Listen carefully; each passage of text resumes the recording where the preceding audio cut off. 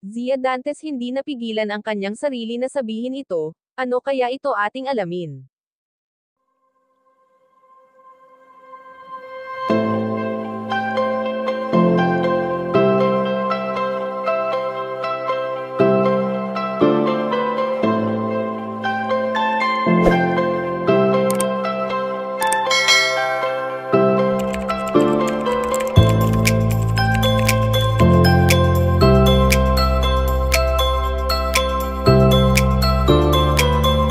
Alam naman natin kung gaano pinagtitibay ng panahon ang pagsasama ng mag-asawang Dingdong Dantes at Marian Rivera.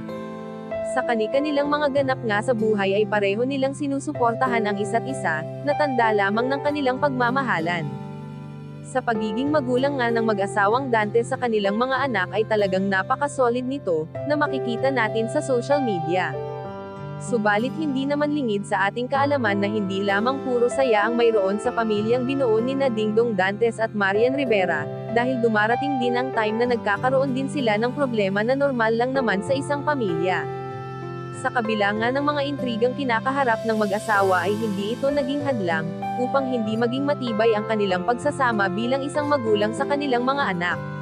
Subalit sa ngayon nga ay ayon sa aming impormasyon na nakalap na hindi napigilan ni Zia Dantes na sabihin ito, na sa Instagram post ni Dingdong, "Before we left the house today," she said, "Dada, Mama, I'm excited to receive Jesus Christ," na may hashtag pa na First Holy Communion. Sa ganitong ugali nga ng panganay na anak ng mag-asawang Dantes ay talagang marami ang natuwa, dahil sa tamang pagpapalaki ng mag-asawa sa kanilang mga anak. Kayo mga kachika, anong masasabi nyo dito? Please leave the comment and don't forget to subscribe.